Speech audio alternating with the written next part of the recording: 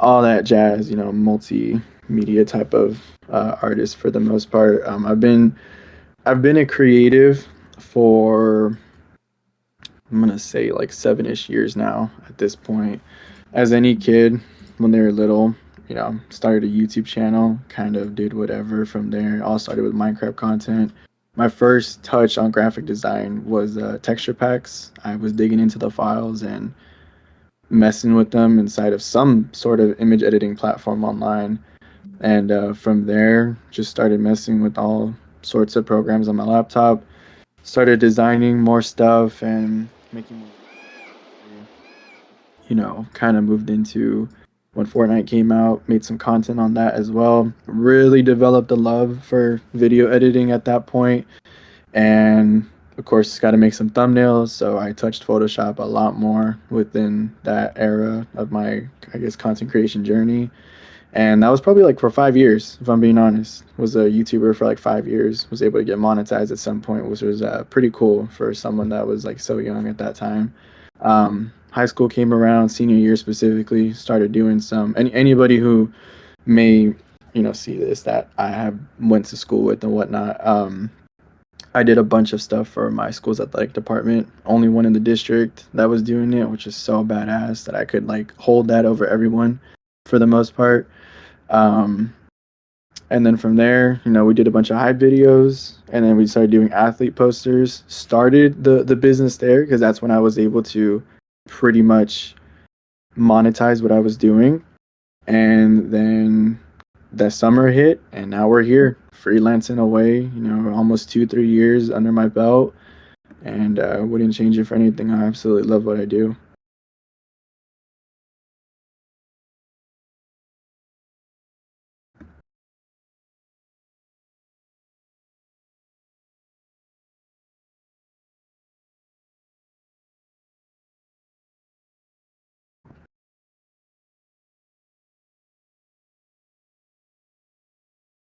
Yes, yeah.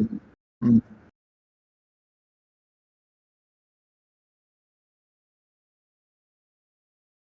yeah. It's funny because a lot of people make that joke, oh, if you weren't making COD banners back in the day and everything. I was like, I mean, I personally wasn't. I was doing whatever, still trying to even learn how to fit the damn thing inside of YouTube's UI because I could never get that thing down. Probably to this day, even still with my skills, and I still can't understand that damn platform. But yeah, it started with a bunch of gaming stuff. I'd imagine that's where a lot of people get their start, is just the whole creative industry, being inspired to like make content off of it as well if they are watching a bunch of other people. But yeah, that's where I got my start. And I always tell people, I went from making Minecraft texture packs to subtle flexes, but being featured on a New York City billboard, having pieces done for sold out collections, being able to work with relatively good artists that I feel are going to have a really good shot at taking off, and being the one to make their stuff where they say this is the official merch of XYZ. Just that transition over the past 7 years has been quite something. Yeah, that certainly sounds like it. What even drew you to digital art in the first place? Because everybody has their own different medium. They choose it for one reason or another. What would be yours? Oh man, I like, just in general, like what draws me to what I do now, or what I see around me and what I find it interesting, or how I got started in general. Oh, just yeah, like initially, like what even made you want to pursue it in the first place? Like why? Like millions of people watch YouTube every day. Nobody really, Yeah. well, plenty of people do choose to actually like make the thumbnail and think about all that art and the design that has to go into it. But like, what is it that made you want to do that in the first place? Honestly, it might even date back further than, I don't, what was it? If it was 7 years ago, probably. I might be doing the math wrong here, but like we said earlier, I'm a communications major, nothing to do with math. But 2017, 2018, maybe. Um, I think before that, I had an English class where we had to do a book presentation, and knowing me and how extra I am and how I like to go all out on everything I do, um I went crazy with that book presentation video. Honestly, like we were throwing songs from Linkin Park before I even knew what Linkin Park actually was when I was so little and everything. Hell yeah. We had the most badass cross dissolve transition. I was like, wow, this is something, and rightfully so. I mean, I presented it and got a great reaction from everybody.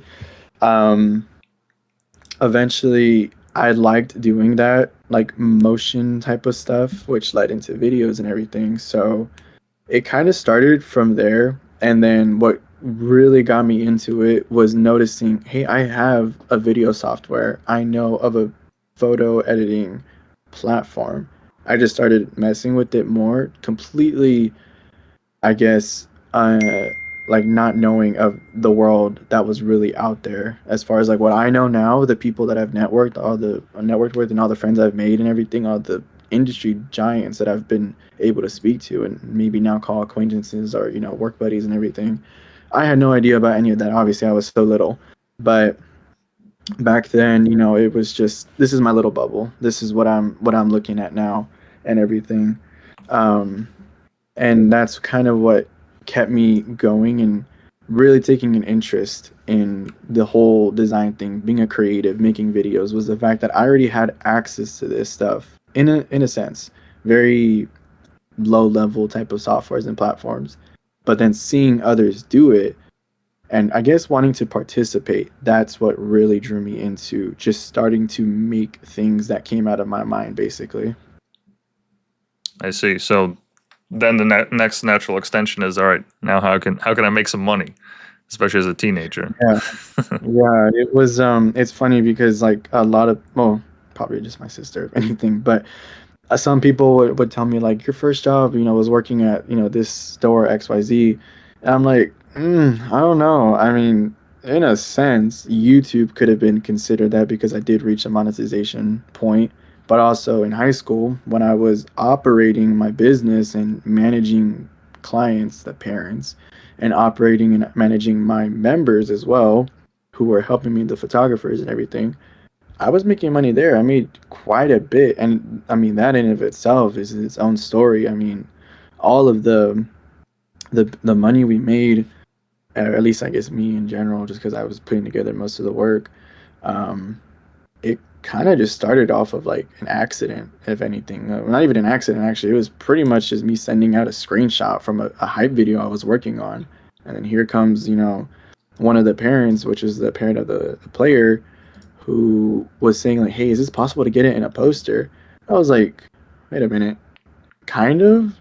So I went back into the Premiere Pro timeline and extracted all the layers and threw it into Photoshop, and then he requested one for his son's best friend. I was like, "Yeah, sure." And then from there, that's when we started the whole poster business. I mean, I don't think it's present on my Twitter. It's definitely further down on my Instagram. But we did some pretty kick-ass posters for them. One of the ones I'm most proud of is let's see, I'm gonna probably pull it up right now. It was a Spider-Man one that we did, which really pushed my limits back then because I was not that good compared to what I know now. But back then, this was something. It got the eyes of quite a few people. Unfortunately, we were only able to do a couple of posters because I was still in school. I mean, I was more busy in high school than I was now, or I am now in college, like schoolwork wise. So Hmm. it was a little bit of a hassle to keep up with everything. But that's how we ended up getting a lot of this stuff monetized, was just me opening a small business by total accident. And if anything, I'm trying to find, here it is. Let me see. Um, let me forward it on Twitter. I mean, sorry, Discord.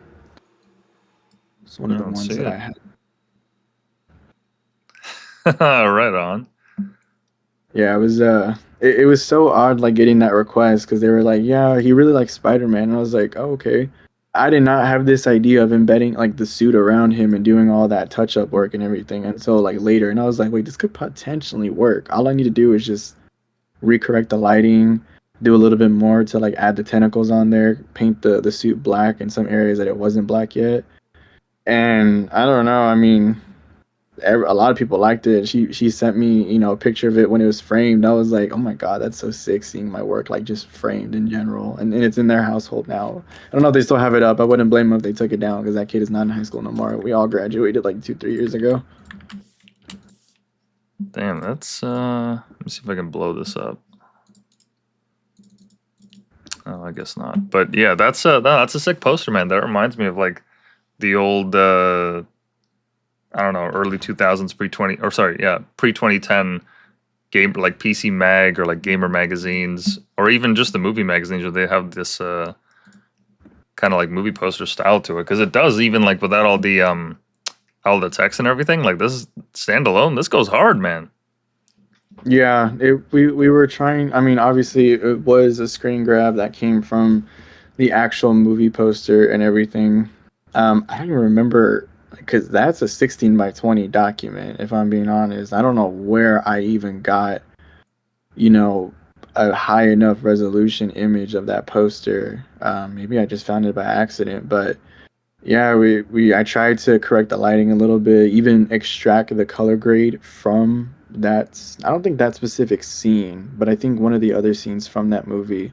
I took the colors off of it and made it into something that would have worked in Photoshop, and just dropped it on there. And the next thing I know, it looks like a full-on put together movie poster and everything. I think that was one of the goals in my call with his mom was trying to get it to look like an actual poster, because we have some other stuff that, it kind of looked basic. It looked like an athlete poster with just multiple pictures of them, um, stacked on top of each other, floating head style and everything. But this one, I was like, this is my last one. I'm gonna go out with the bang, and rightfully so. Just put it all together, and I was like, wow, this came out good. The print looked even better too, especially with all the texturing on there and the color correction. It just one of my favorites to this day, even though it was so long ago.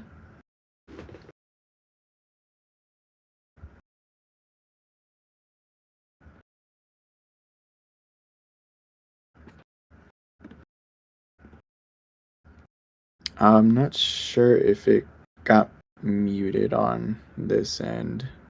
Can't hear you now. Oh, my mistake. There we go.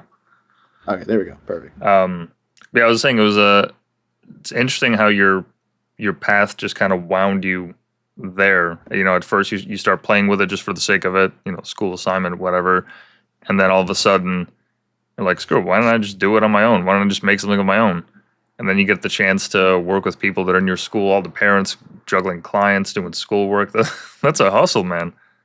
Yeah, it was something. I mean, like I was involved in a lot of advanced placement classes. I mean, I don't consider myself, I guess a brainiac of any sort, because I probably forgot half the stuff I learned in high school got Hmm. replaced with what I know now regarding my business and, how I treat the industry and everything.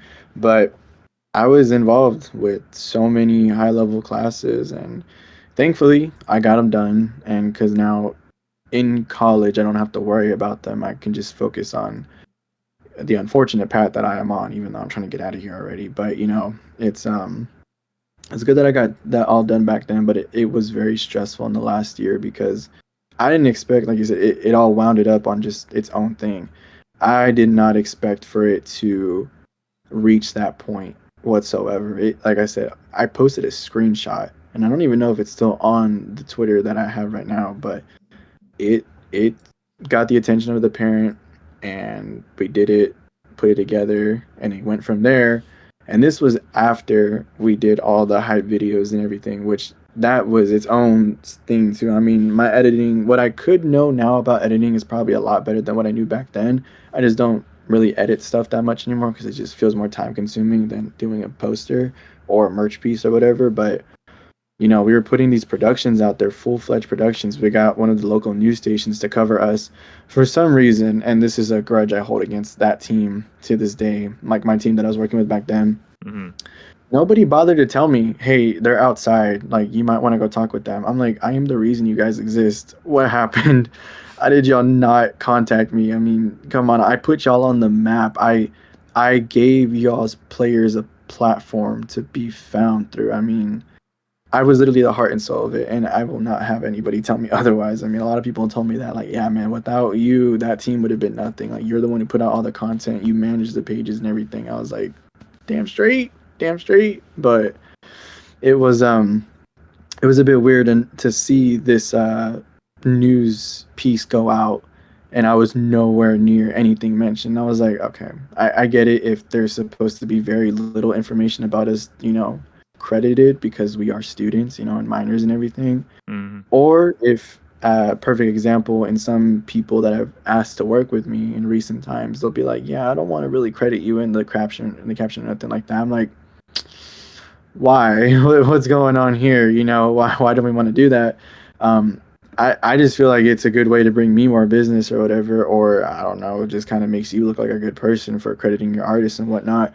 But there are some times where they literally cannot have that credit because it just disturbs the flow of the business, I guess, for lack of better words, from what someone in the past told me. So I don't know if that was also part of it, that this team was supposed to be recognized as one entity, and that entity was really going to be our founder. So that was weird. I never brought it up because I was like, I don't got time for this. I'm making my money. It's whatever. Do I really need 30 seconds on the news station that no one's gonna see? Probably not. But I remember that to this day, honestly, being the backbone of that whole team. And after I graduated, downhill that team went. There was really nothing left because nobody knew how to do what I was doing. Only one in the district, only one in my school, in my class. And as soon as I was gone, took everything with me. So in high school, as you say, you managed like an actual, well, I mean, for lack of a better word, like creative agency, essentially. Yeah, I mean, we were called athletic film crew because we were only covering athletes. I mean, they Mm. they were founded, I think, a year before I joined, but they were just like review. They were not creative. They were not content. They were literally at football practices flying drones above the players and submitting that footage back to the coaches for them to review. And I was like, okay, I can see where that's coming in from. We could never use those drones at actual games though. Like those were not allowed. That would have Hmm. been so cool for like aerial shots, but even then, like I don't have control over that and everything. Or I didn't have control, I should say. But that's all they were doing was just recording the players and getting some snapshots of them at the games, and that was about it. They were not doing anything with their work. They were not posting it, they were not editing it, they were just submitting it to the coaches if it was something that the coaches needed. And then I came along, they found out that I knew how to edit, somewhat design at the time, and then next thing you know, we're a full-blown production team at that point, at least led by me, at least in that area. I mean, granted, I still had my founder, my leader, above me and everything, my manager, but it was pretty much just a creative agency in my head for the most part. At least in my mind, it was like that. I see. Okay. So in terms of clients, because you mentioned parents, you also had, other athletes. They got game tape they got to send to colleges for potential scholarships and all that. Did you ever, Hmm. in your time in high school, do you ever branch out beyond that, or was that just like that's what you kept to? Because that's they're right there, they're next door. You go to the gym teacher or whatever, and then you can actually talk to them. Yeah, so I really did stay within that realm. I think at that time I knew nothing about business. I was just doing whatever, honestly. Like if a parent was interested, I'd just be like, yeah, let's get on a call, because I didn't know what they wanted. I wanted to be able to connect with them, and they were people that are the parents of kids I go to school with. They just I was bound to see them at some point, so I just kind of wanted to connect with them and everything. So I kind of stayed within that range for the longest time. One, because I was just really extremely busy. 5 days a week, 8 hours a day, these high level classes, a lot of homework, and then having to balance that as well, knowing it would take me a while, sometimes being up till 2 or 3 in the morning, just working on this stuff to have it ready for presentation day, in terms of this is when we need to post a hype video because it's supposed to go out the day of or the day before one of the games. Um, it was a lot. So I just stayed within my little niche, was really only working with anybody who would contact us, because we would try to reach out to the parents of players who submitted their parents' contact info, and a lot of them didn't get back to us for some reason. It's like, what are you doing? I can go find you right now if I wanted to. Just let me talk to your kid. But we just left it at that. And because I had started the monetized version, I guess, with athlete related stuff, sports related stuff, I didn't feel like I could branch out past that. I didn't have an idea. It wasn't until that summer when I started doing normal posters further down my Instagram page and everything, um, kind of found my style and everything. And that's when I started just doing whatever. Realistically, a lot of my pieces, they kind of came from personal experiences or lessons that I learned in the past and everything. And I just like, oh, that's tough. Let me throw that on a poster. Let me put some text on there, roughing it up, paper texture, boom, we got a banger. And that's actually one of the pieces that did really well. One of my most liked pieces on my page from like a year or two ago. But that's when a lot of some people I started getting some requests to do their work and everything. And that's when I started to branch out and then really kind of find like what am I good at? What do I like doing? And then it was just a path of self-teaching myself and reaching out to friends and seeing who does what, understanding terminology. And now we're here wherever I'm at this point. So when you actually beyond your first opportunities in high school in terms of finally monetizing this, what was your actual next one? Because you mentioned you've also done some merch before. Yeah, so oh, you mean like what was the next like paying gig after high Mm-hmm. school happened? Yeah. I would say probably. Damn, do I not even know my own history here? Hold on, I'm gonna go back. I would say honestly, it kind of was an actual client, but then also still with the school. So with the school, it was a lot shorter and a lot shorter of a run in general. They wanted me to do recap videos for them because I was no longer, editing. So we had to set up some system, and the head coach wanted me to be on a retainer. And at the time, I don't know why I agreed to what I agreed to. It was like $10 a video. Even though, yeah, I was copy paste information, I was still spending an hour or two, which was very rinse and repeat, but very annoying. And that was my next paying gig. Honestly, it was super cheap, but for my entire first semester of college, I was making quick little recap videos that were just the top like 5 or 6 players, their stats, and some pretty easy animations that I made or something like that. But I had to cut it short with them because I was told that the funds to pay me were going to be coming out of the funds that the department was making, and that turned out to not be true. Turns out it was coming out of one of the faculty members like their wallets, and I was like, that's not what was supposed to happen. Because now who got screwed over? Me. Because then I had like, I think at the time when I was still getting my grounds and everything, $90 worth of like one or two graphics, I think, for I don't even remember. I never posted them. I never gave it to them. I don't remember what even it even looks like. All I know is it was just I guess like a player highlight for the end of the year or Mm-hmm. end of season, I should say. And I remember very vividly that coach texted me saying, I cannot justify to my wife spending $90 on Twitter graphics. I was like, and that's where we have to cut it. It's going to have to end right there. So I I just said, look, okay, that's fine. I never got paid a dime for it. I didn't even collect deposits back then, so that was annoying that I could not get anything on it. And I couldn't resell it either because it was very specified to these players and their information, their names, their identities. So Mm-hmm. that was a pain. Glad to say that I was like, okay, it's gonna get to a point where they can't afford me, and definitely now they probably would not just because of the situation they're in. They're them being a school and athletic department. They're not some team that has a bunch of money that's willing to put it into creative posts and everything.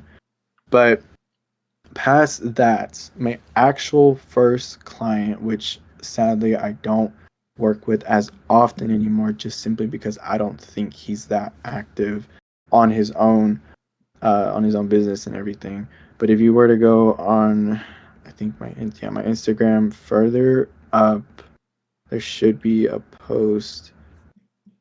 Oh damn, where is it? Oh, it should be right after my 1,000 follower one. It's a cover art that I did. I think it's on the left hand side. Let's see.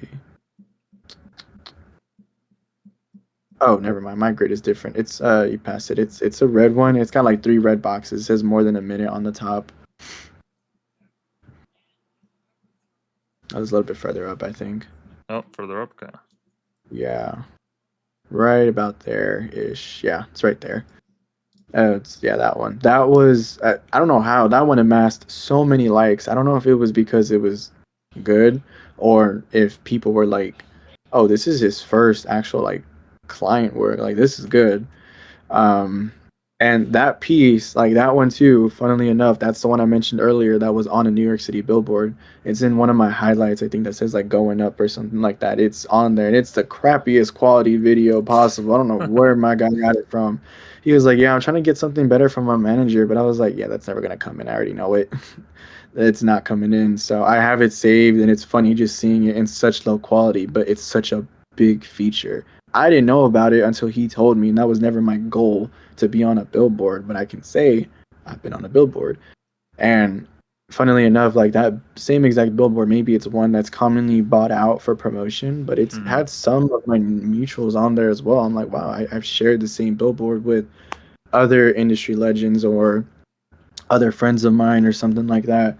So that was the first paid actual piece. I don't even think I had a contract at that point. I was just doing basic commissions. I was still charging like maybe $40 as a down payment, if anything, probably resulting in $120 maximum for these kind of things. Um, so we did that cover, and then from there, I I don't remember. I think the next piece would have been a little bit further up. It's like a blue one. It has an hourglass and it says Gavin Glass on it. That was I want to say that was my first merch piece. I was a little bit further down. It's like probably a row or two above that first one, maybe three. Mm. Right there on the left hand side. It was a little bit yeah close right Oh, there. this one here. Yeah. Um, the story behind that one, that guy, he is I have no knowledge in that industry, but he's a quote unquote professional. I guess. Oh crap! What is the word? Wrestler? Maybe. I'm not too sure what the proper term would be. But he's also a graphic designer apparently. But he was like, I can't really make stuff for myself, so I wanted to kind of commission somebody, and your styles are really good. And I was like, yeah, that's fine. Still super cheap stuff back then, and I think we went through three different ideas until I settled on this one of kind of having a taller composition and featuring the hourglass like he wanted. And then I think what still throws me off to this day was the color choice. I had tried to do realistic colors, like the original image had a black shirt, his skin tone, red shorts, black whatever those boots are, and knee pads. And Mm. he wanted to go with this colorway, which cool. I'm all for dual tone or tritone, but damn, he looked like a Smurf when I did that. So I was like not sure. I think it's because it had somebody in it, a person, and I already had that idea of a Smurf in mind. I was like, yeah, no, I don't know how I feel about this. So I just let it be. He paid me for it, and that was I would say my first merch piece. Did I ever see that merch piece outside of the digital realm? Hell no. I don't even know if we ever sold it. I have no clue what happened to that afterwards. I love following up on these kind of things to see like, hey, what happened to your merch piece that I did for you? And yeah, I don't know what happened to it. It was the last time I ever heard about it, and we haven't talked since whenever that was posted. So that was an interesting story there for that piece in general. Yeah, I didn't think because I've known these leagues existed that they do. It's not backyard wrestling, but it's like a step down below WWE or WWF or whatever they call it these days. Yeah. But I didn't realize that they actually went in on merch. I figured these people were just like flying by on donations and whatnot. I didn't realize that you know they can actually afford this kind of stuff or they would invest time into it. Yeah, that's what I was surprised about too. I guess because maybe back then I didn't really have a good understanding of like what merch does for somebody in the sense of like wanting to put it out there and who would want to put it out there, and also like the production as well. I mean, I know I'm not the only expense when someone's Hmm. doing merch. I'm just one of many. Production and people distributing it and whatnot. I try to keep that kind of stuff like in mind when I have my calls with my clients. Like, hey, I understand you're gonna have other expenses. I'm not here to be money hungry, but I just want to be paid fairly and everything. let's just find something that works for you, because I know what's gonna happen after you get this design from me. Like, you're gonna be having to pay quite a bit, you know, and sometimes you have to really pull like the reality card on them. Like, just sell 5 shirts and you will make the money back that you spent on me. And that's not a lot, but it just depends on the brand and everything. If they can even sell 1 shirt in general, like, no shade to anybody, but that is an actual problem sometimes, is that you struggle to even sell one product. I mean, I would know. I have my own products and everything too. I'm not a professional at product making at all. I just started this year, and the sales have been okay, but they're not like, oh, I can retire already. They're not at Hmm. that level at all. So I understand completely, which is why I try to, I think it's sympathize is the right word, with the client, just to help them out. Mainly because I know that if they can see that I'm seeing that far ahead, maybe it shows a little bit more professionalism and care towards them. Because I always think of it like, take care of your clients will take care of you. They'll have you on another project. They'll make sure that whatever it is, you're paid fairly and everything. So just seeing that far ahead and helping them out with that point, I mean, it probably does a lot more for them than they're willing to express or even are able to express. And I just think that something like that is really good. But when it comes to these merch pieces and everything, like I said, I always get worried about, like what you said, these smaller leagues, backyard wrestling, or just even smaller bands or whatnot. Um, I think there's two sides of the coin. There's individuals, and then there's groups like bands and teams and whatnot. With individuals, I just call it how I see it. That's one paycheck. That is one paycheck that is gonna fund this entire project, like one person's stream of Hmm. income, basically. If they're putting money aside, for that business, that brand or whatever. And I know that some people, when they're in a smaller stage, they're not willing to really pay that much because they don't think the return on their investment is going to be that good. Now, take it into working with a band. There are ups and downs to it. Communication is probably one of the worst downs that comes with it, especially if internal communication is bad within the team and or the band, and there's not a lot of people who are getting on the same page, and that reflects onto me in terms of like, oh, that's screwing me over. But there's like, I don't know, on average 2 to 4, maybe 5 members in a band. That should be plenty of paychecks to cover, this one design, these 2 products or whatever, send it off into production, cover that as well. So I feel that the more people there are within the client, the entity that is a client, the easier it should be to try to land um, a fair paying or high paying gig.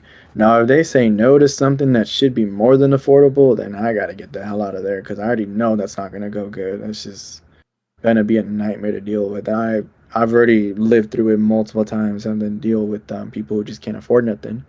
I'm just gonna tell them straight up: if you do not have the funds because you're not making that much and you have a job, my brother, lock in and clock in. Seriously, like, get me, bring me back a paycheck, because if you want this, I want to do this for you, but you cannot afford me at this point. And I'm doing this stuff for relatively cheap. At least what I've been told recently. I've been told a lot, like, you're charging that much for it, you need to raise your prices. I'm like, okay, that's my sign. Yeah, we're gonna start raising them, because if I'm being told by multiple people, I should probably listen. Absolutely, yeah, and I've noticed that with some of the artists that I've interviewed. Like towards the end of the interview, we'll go on their link tree or what have you, and we'll see their the website where they sell the posters or texture packs or what have you. And just about everyone that's shown it to me, I'm like, dude, you gotta like double that, if not triple that. You're undervaluing yourself because at the end of the day, there's something to be said about quote unquote being nice, to your clientele or to your potential customers by putting it at an affordable rate. But if you don't actually put enough consideration into how valuable your time is, then you're undervaluing yourself. Now you're swamped with commissions because you put your floor price at like $25 or something. Anyone can get that. That's what, 4 or 5 coffees, not even. Yeah, it's it's I guess, like, yeah, you do have a point. The way that I learned within the last few months, if you're gonna do a bunch of commissions, they're probably gonna tank on you like heavily to have so many different. Because It's funny, just a lot of people don't understand like what's going on up here. Like how much is someone as a freelancer having to process? I'm having to work on client A's project, and it can be, you know, death metal stuff and the most gruesome thing possible. And then here comes client B, where we're doing My Little Pony designs or something. We Hmm. are, going from point A to point Z so quickly.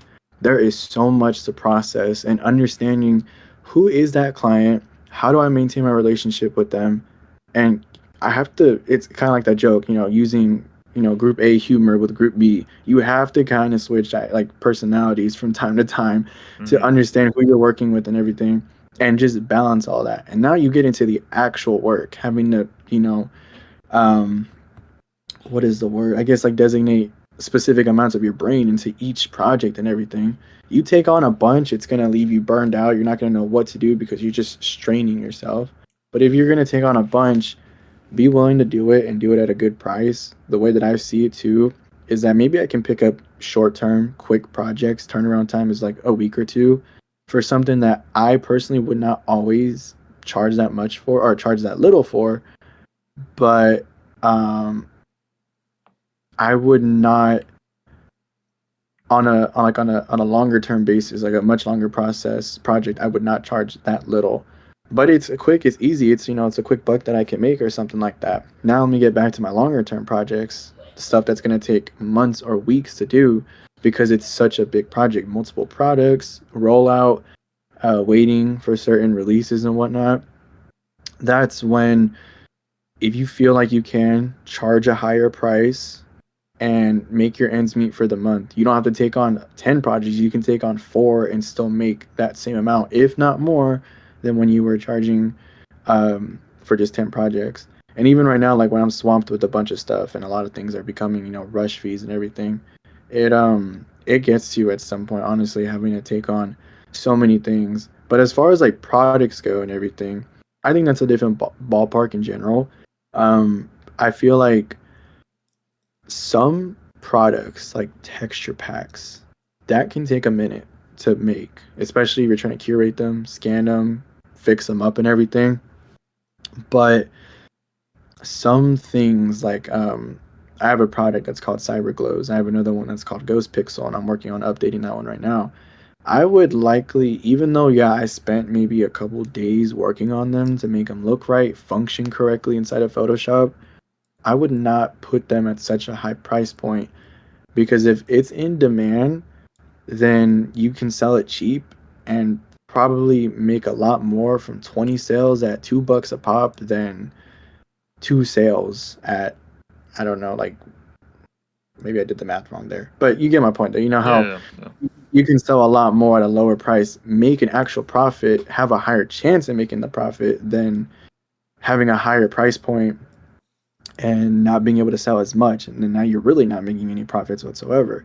And the way that I see it like that is because it's not physical or manual labor in the sense like someone's resources are being depleted to make this kind of stuff. I am sitting behind my computer screen messing with Photoshop settings, and you mean to tell me that I'm going to sit here and charge $30 for something that can be made in a few minutes? I'm just providing it for convenience but want to collect a small profit on it. It's not like so much is being drained, compared to an actual project like a client project where there is revisions, there's meetings, there's discussions, there's, weeks or days on nights on end of working on whatever it is to get it to the point that it needs to be.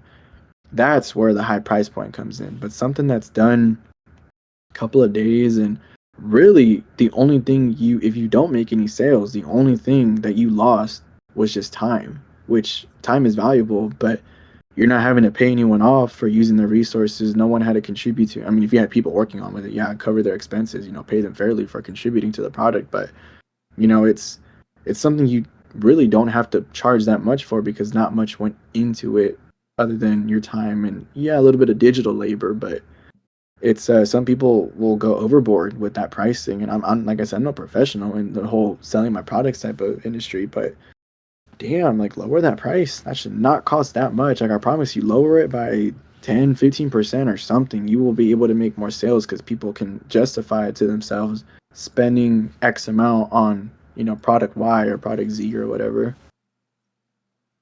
Yeah, I get what you mean. I get what you mean. How do you how did you actually get about creating a system to value your work? Is there like a rule of thumb that digital creators in the space can use to benchmark what they're worth? I mean, like the simple thing is, I guess, starting with comparing it to a day job, going out like above minimum wage, and then considering like any diplomas that you have, certificates, and all that, and kind of adding a an extra dollar to it or whatever.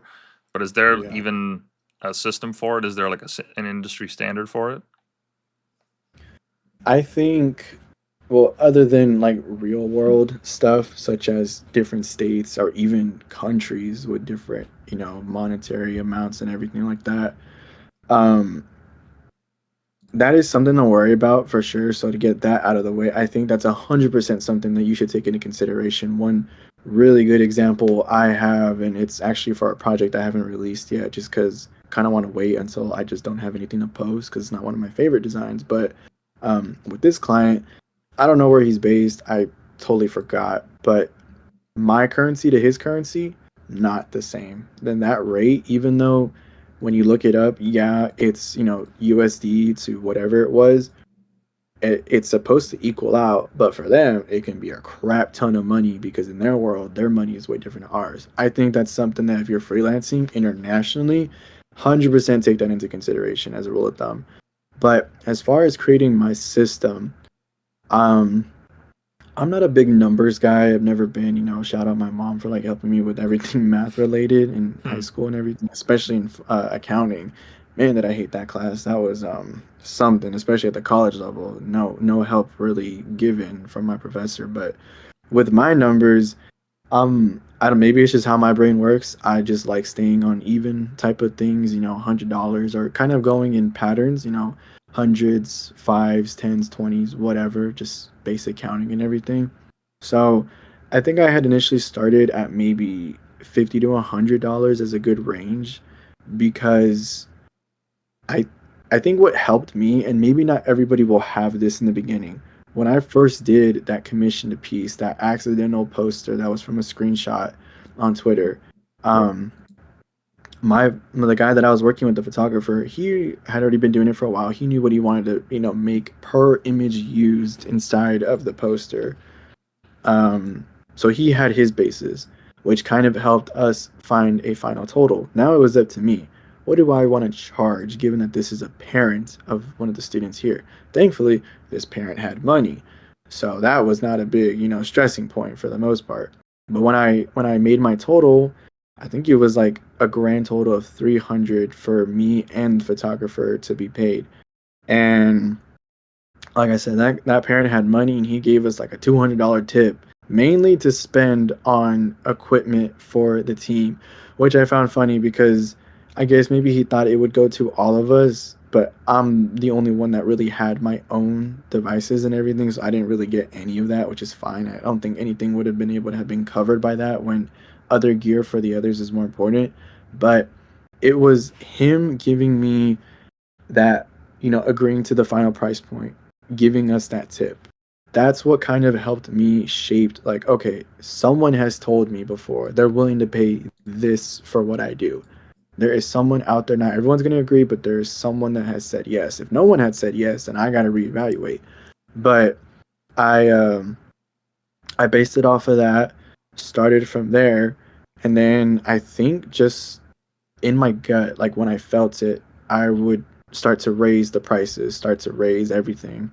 Um, Not even just prices, like turnaround times or capacity of work delivered or something like that. So my system really just comes off of like a gut feeling, kind of asking around, like nowadays, kind of asking around, friends who do the same kind of work I do, seeing like, hey, what do you charge or something like that, if you don't mind me asking, which always is a good conversation with them. I love having, good talks with my, friends in the industry.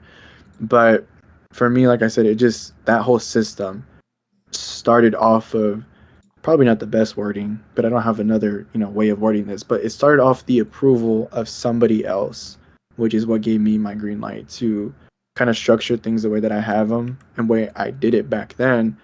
And then from that point on, it was just like I said, whenever I felt it was necessary, I want to get paid more, I want to give myself a raise or whatever.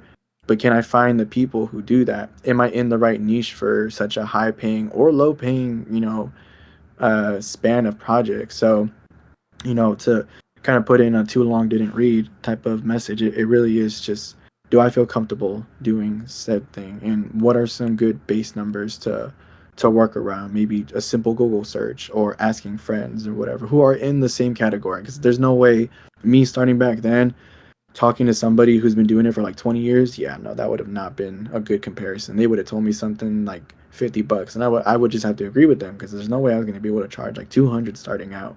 That would Mm-hmm. have been something later down the road and everything. Okay. Yeah, fair enough. I get that. Now, what are your experiences around some of the pitfalls regarding clients? Because I'm sure you've had plenty, or at least a handful. I mean, this happens in every industry where you do the service, you have the meetings, you go back and forth, and then for one reason or another, they duck out or aren't able to pay. Um, just regarding getting compensation, what are some of the issues that you found in your own experience in the industry? Man, there are quite a few, and it still happens now. Like, just in general, downsides with, I think, even trying to get clients. Let's start there, if anything, right? That's the base point of all this. I kid you not, I probably have like well over 200 plus cold DMs sent out in the span of a few months. And obviously, it's a copy paste method, so it's not like I'm typing each one up, which kind of drains Mm-hmm. the personality, but I try to personalize that copy paste quite a bit. Um, but yeah, it's it's all about trying to, like, land that first initial meeting with them. And then do you get hit with a let's talk, or do I get hit with we'll keep you in mind, when they're not going to do that 100%? So that's when I come in and I go back and do my rounds, the people I've talked to before, like, hey, would you be interested now, whatever. But I think the biggest struggle point is, or two of the biggest struggle points, I would say it is, I'm gonna say communication and dedication, which sounds a little bit off for a second. I would say dedication is one of the biggest struggle points for any freelancer, because I have found myself in positions where the person who reached out to me was so excited to work with me, praising me on my work, thankful for that as they were telling me. And then we get to the call, talk everything out, discuss all the details from, just building a relation with them, and then what the project details are. And then the call ends, and now we're left at, I just need a deposit, I just need the contract back.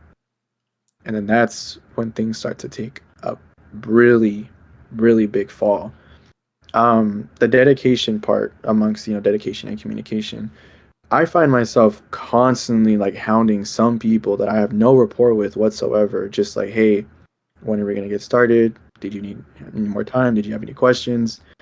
And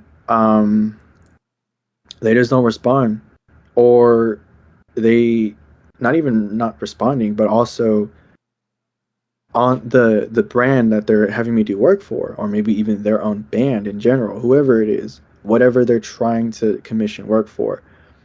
I just look at their socials, I'm like, you guys are not posting anything. Like, you guys are not putting any effort to getting y'all's brand out there. How is it that I don't even know your brand, but I'm still somehow indirectly more dedicated to your own brand, trying to get this work done for y'all, than what you are? I never understood that, especially with like clothing brand owners and everything. Like, I feel like that's a great way to make a good profit if you put good pieces out. But that's one of the downfalls, is just people being dedicated towards their own business and everything. More, I would say they should be more dedicated than the freelancer, because we're trying to, we're on our own. We have our leads and everything, but we're just making whatever we can to meet ends meet and everything. But with a, with someone who's running a clothing brand or something like that, you probably have, potentials to make sales on this and that, because it's more wide, it's a bigger market and everything, it's more broad. Mm-hmm. But yeah, you're not capitalizing on that, and you're not as dedicated to it as the freelancer, who is like pretty much fighting to survive out here, which is just so odd. I never understood that. And then the communication part. Um, I would say I pride myself on, I mean, it's ironic, right, that I'm a communications major, and this has nothing to do with that whatsoever, because that's all journalism and reporting and all that BS.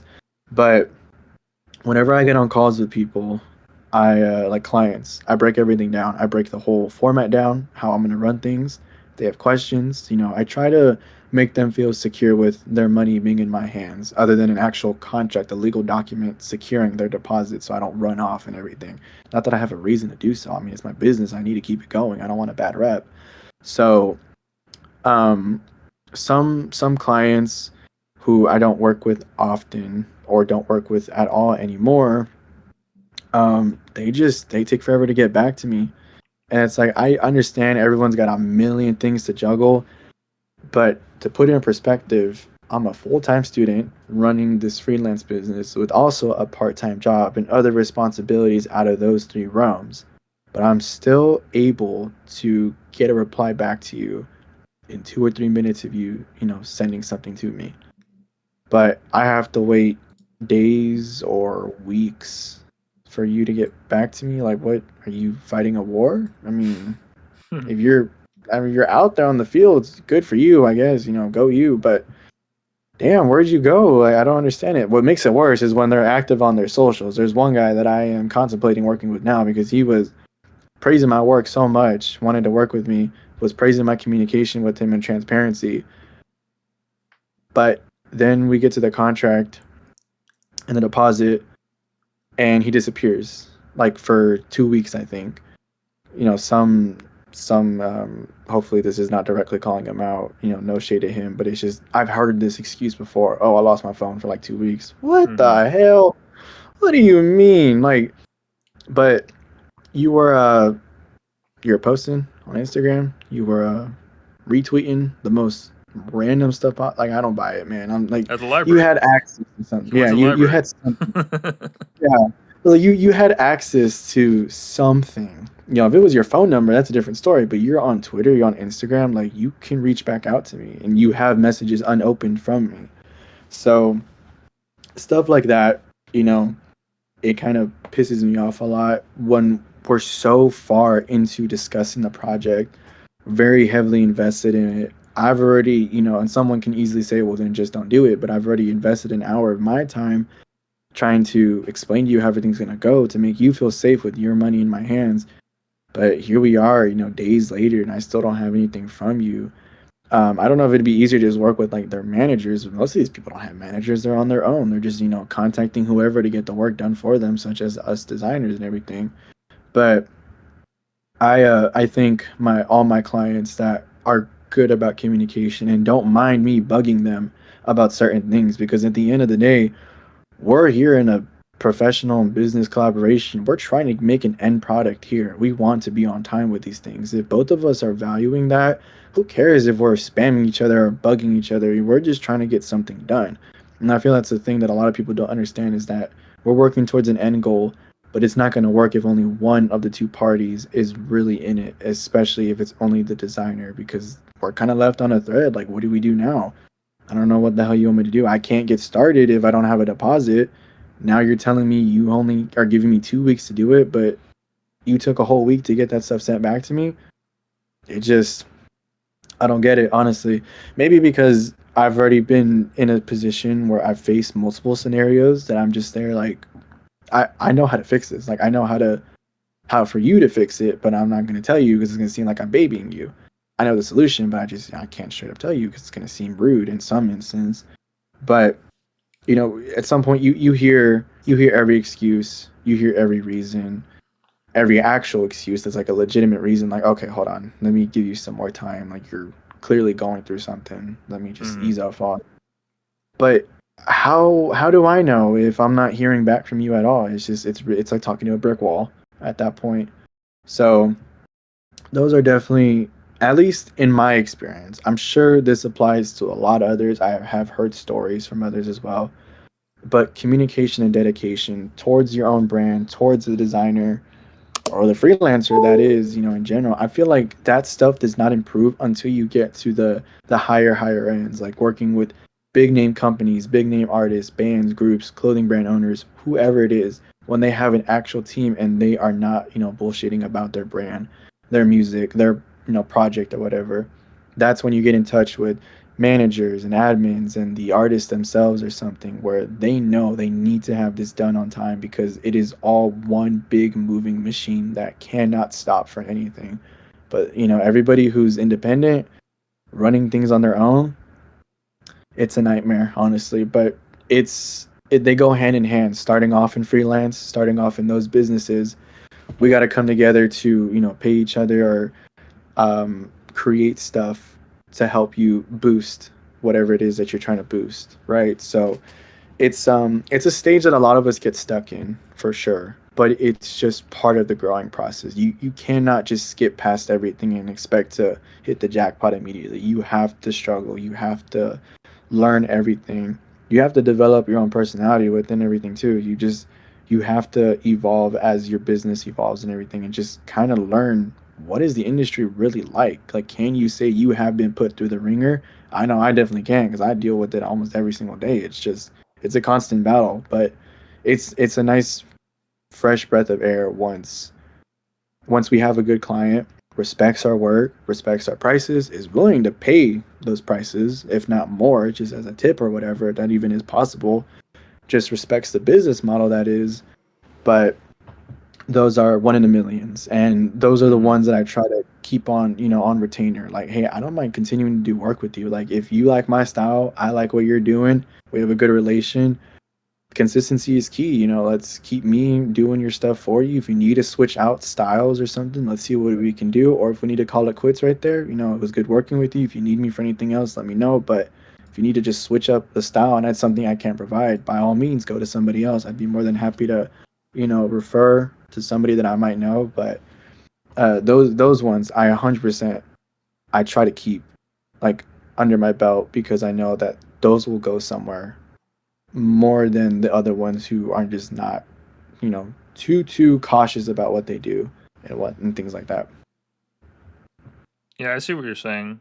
That sounds about what I expected because I I've worked quite a few different jobs, and I've also come to the same realization that when it comes to uh, an environment where deal making is a norm of the position, that you have to be interacting with multiple parties at once and just try to keep the funnel going.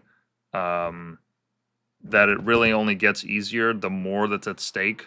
Like the more time that it takes for the contract to develop, the more amount of money that's getting put into it, the scale of the piece. Because that's actually when you have something to lose. I figured that's probably why.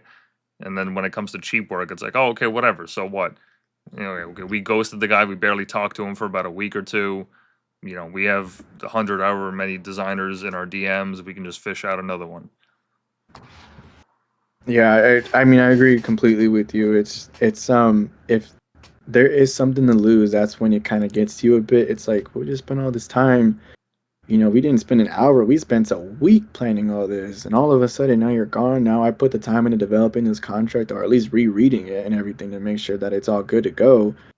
Just putting time towards something because before anything is rendered, it is always going to be time that is spent on something, time discussing, calling, texting, whatever the case may be.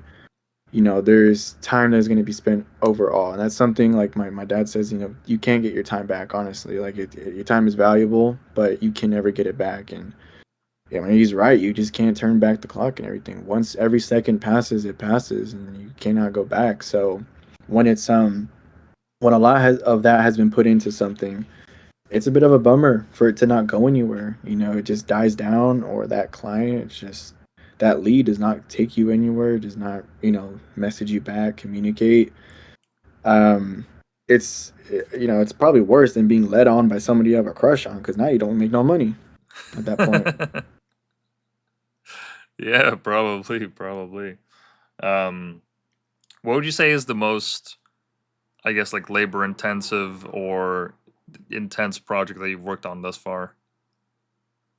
Ooh, I have a few. I'm gonna look through my page for a sec. Like, I would say for like personal because I kind of just like I said, I have personals and I have client stuff.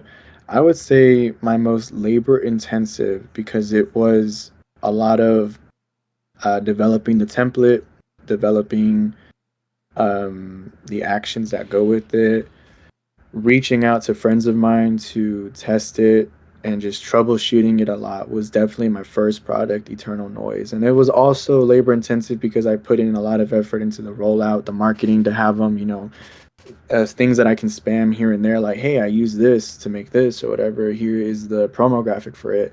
Setting up the Gumroad link for it and everything. Basically, doing the work of like 10 people as a solo person. That was definitely a super labor intensive thing. Making sure everything was streamlined and working properly. Promotions were correct. Formatting and setting up the website was good. As far as client work, labor intensive. I have quite a few. Um, I'm trying to look through to see if there's anything where it was more than just sitting inside of Photoshop and making the piece. I would say I think you had it up earlier on my Twitter. It was the one that had the hand holding the axe coming out of the grave. Oh yeah. That one really like had me. One, it was slowing down my computer a lot because it was some heavy Hmm. ass files. But just the idea, I mean, to break it down for you, it's a moon, it's a cloud image, it's a graveyard, it's another sky image in the back. We have a dirt mound, we have the crossbones, the hand, the skull, the great the tombstone itself was not custom made. I found an image of the tombstone and then engraved some text onto it. But the centerpiece being the hand, that was a mix of an actual axe, a clenched up fist like image, and then another image of the forearm. And then we did more stuff on the inside to show the bones and everything. That was a lot of compositing and everything, and making sure the lighting at least looked decent, even though there is, no natural colors in here. It's all like customized and dithered out. That was labor intensive just inside of Photoshop. As far as maybe something that was not just making the design. Um, and I'm talking like the call, the project scope, the planning, the drafting, the working, the final revisions, getting it printed, the samples, and then on top of that, rollout. Um, Even though there might be another project that I feel that I like a lot more than this one, I'm gonna say on my Instagram, I don't think I really ever fully posted it individually. It was just me kind of bouncing off of whatever we already posted as like collab posts.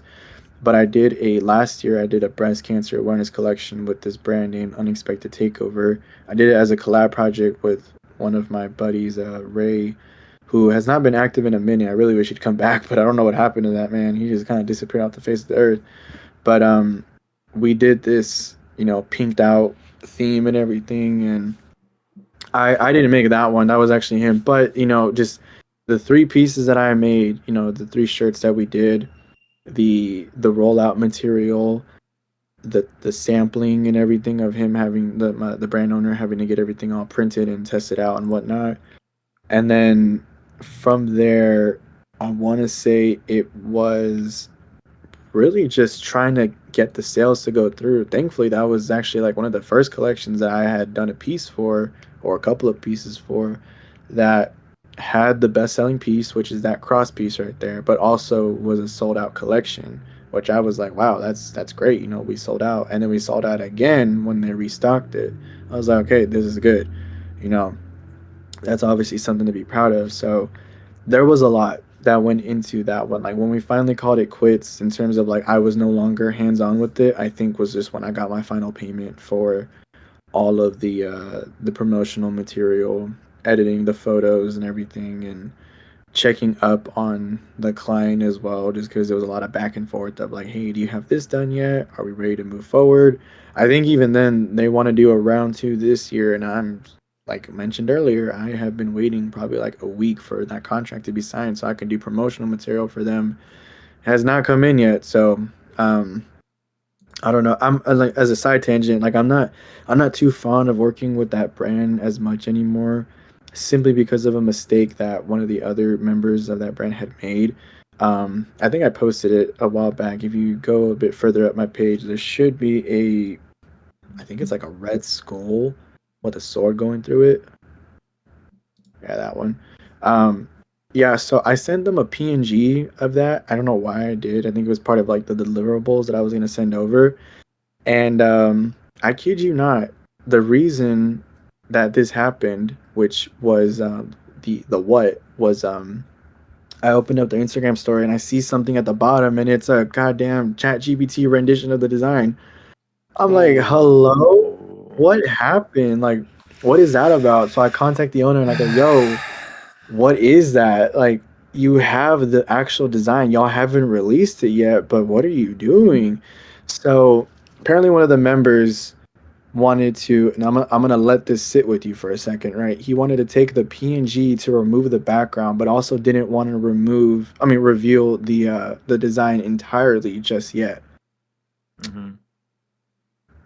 A background removal with the PNG, I don't think they know what a PNG is at that point. There is no background; it's transparent. So that was interesting to hear that. I was like, okay, that doesn't make sense, but I'm gonna skip past that point because I don't know. I didn't feel like dealing with that part, but it was still like y'all could have reached back out to me to like make a little promo, like a little teaser for it without revealing it. But y'all go and make that the first public debut, and now a few weeks later, I have to post it because I'm like, I'm getting tired. You guys have not put this out yet. It's been months. Whatever. This was supposed to be released back in January, and it has not come out since. So that's a pain right there. We didn't even finish that one. That was actually supposed to be something that goes on a short sleeve, and then on the long sleeve, it would have been the dagger itself on the sleeves, and then the heart, like pretty much there. I forgot I have a mock-up in there, but yeah, that's pretty much what it was supposed to look like. And we didn't even get the sleeves done either because they didn't get back to me about what sizes they needed. I told them book an appointment with the printer, tell me what they're telling you, and let's figure it out. And at that point, that's when I was like, okay, middleman communication is not it. I should have just told them, give me the contact information so I can call this dude and get it to y'all. So, yeah, after that incident, I was like, I don't think I want to do this anymore with y'all because there was a lot of pushback on, uh, it's in my contract, that's a violation is to modify or something after it's done. And there was a lot of pushback on just paying me, a simple $50 fee for it. And I was giving him mercy on it because I was like, it wasn't him, the brand owner, it was one of his members that, effed up. So I was like, let me give you some mercy, even though I shouldn't, but, I was raised better than to be petty amongst all things. But I gave him a small fee. Oh, hold on, one second. No worries. Good. Yeah, so I gave him a small fee on it, and there seemed to have been like pushback in terms of there was a mistake. We didn't mean to do it. You don't have to do this. And like, no, I think I have to do it because what the hell? Like, what happened? Why there was no need to do that. So from there, I don't even think I verbally or digitally said, want to cut ties. It was really just the brand owner itself. He was like, I think from here we're just not connecting anymore. We're gonna have to call it quits. And I was like, what do you mean we're not connecting? You mean our communication's not there? I'm the one spamming you with messages. I'm not getting nothing back from you. It just makes no sense. I was like, what? Why are you trying to place blame on me or just like a situation that doesn't exist? Like, let's just call it how it is. One of y'all messed up. You guys have not been on y'all's game with communication recently. In the beginning, it was okay when the breast cancer awareness collection came out, but this one, it was bad. After that, I just could not get a hold of anybody for the most part. It was always a struggle. But yeah, with them, I did that last piece for them. I think there might be one more that I might be missing. I think it might have been the blue globe one that's next to it on the grid. Something really simple that I did for them. It was supposed to be a small collection, an intro to 2025 collection, and if I'm checking my calendar right, it's September, so a little bit late for an intro. I think we're in the conclusion stages now of the year, but it's something that took forever. It's still not even out. I just felt like, yes, I got paid. Yes, I did the project, but I want to see this stuff come out. I want to see y'all do great with it. And Mm. if you guys never release it, it's like y'all just spent money for no reason. Y'all have these on hand for what? Never gonna put them out. It's like, yeah, again, like I got paid and everything, but I want to see these physical versions of them. I want to see people repping them, but I can't do that because I don't have access. I mean, I could get access to actual printers, but that's where they come in. That's where the brand owners come in. That's where their connection with the printer comes in. It's like now it's in y'all's hand, and I can do my best to guide y'all. You know, give you guys a document that states like this needs to be printed this way. Give it to the printer. We'll be all good to go. But some people, like I said, they're not dedicated to their brand. It happens. Things don't get released. If I was told otherwise, I can't post it yet because it's like confidential to some extent, Mm. which I'm all for that. Keep things a secret, build some hype over it. But damn, where are we a year later with it? You guys haven't dropped nothing. And what is the holdup? Especially if you guys have a team of people handling this. If it's not just you, if it was just you, I understand. But I don't know. It's so strange how that happens, honestly. Sometimes it's like I said, just cut ties, call it quits, post the work. If it brings in another client, so be it. Just figure out what's going on from there and go from that point. Yeah, I guess, yeah, rinse and repeat until eventually you land on a plane where you just don't have to, people come to you instead of you having to like search for them, and on a regular enough basis that you don't actually have to worry if they're messing with your time or fucking with your money. Because at that level, if you're able to pick clients, work for big labels or just up and coming names or what have you, it's not really much of a concern. But getting there sounds like a slog.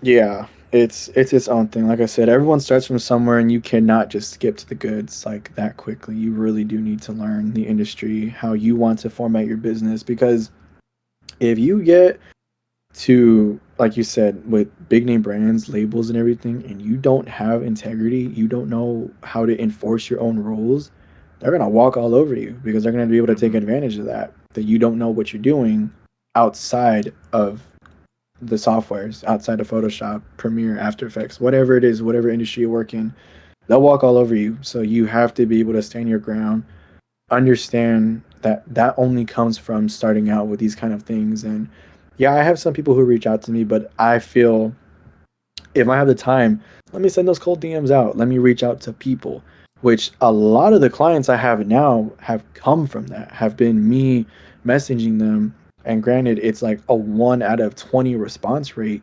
Some of them, out of those 20, maybe one or two of them become actual clients.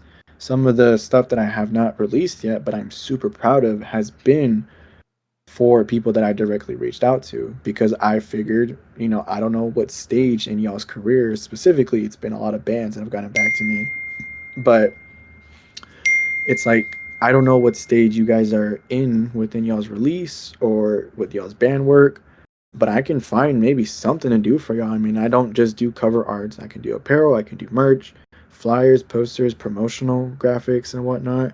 It's just the classic fill the niche, find something to do for that person and everything. So as much as I would like all the business to come to me, I know that the state I'm in right now and the stage I'm at in my, career, I am doing myself a disservice by just not sending that copy paste, which takes like 3 seconds to send that cold DM out, see where it leads and whatnot. Oh, absolutely, yeah. Doing mass outreach, there is no shame to be had in that. I wouldn't have the show if I didn't do that. I mean, I've DM'd hundreds of artists just to try to get them on the show because I know realistically only one out of every maybe 15, maybe 20 will actually reach back to me in time, and it's not just going to go in the spam folder. And even then, of the people that do see the message or do respond, there's only a fraction of those that are actually going to make the time to come on the show, to make an effort, no technical issues, nothing like that.